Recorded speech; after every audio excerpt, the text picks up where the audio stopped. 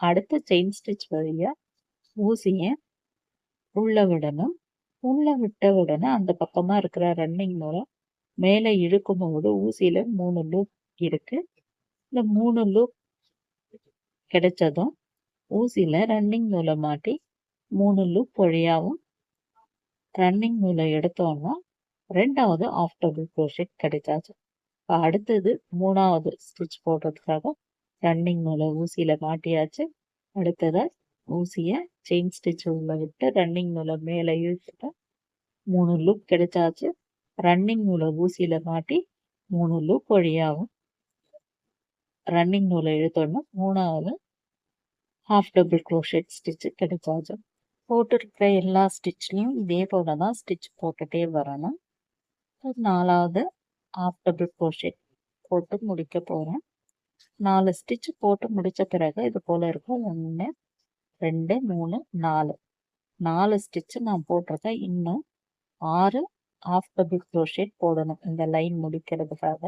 10 half double crochet stitch போட்டாச்சு. 1 2 3 4 5 6 7 8 9 10.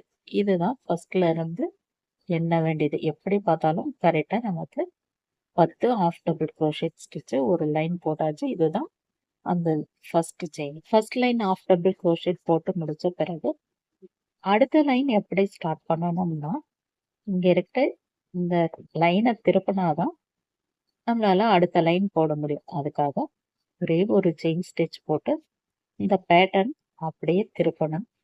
Second line start பண்றதுக்காக ஊசியில நூலை மாட்டிட்டு ஃபர்ஸ்ட் ஸ்டிச்சு வழியா ஊசியை உள்ள விட்டு அந்த பக்கமா இருக்கிற ரன்னிங் நூலை மேலே இழுத்தோம்னா 3 லூப் கிடைக்கும்.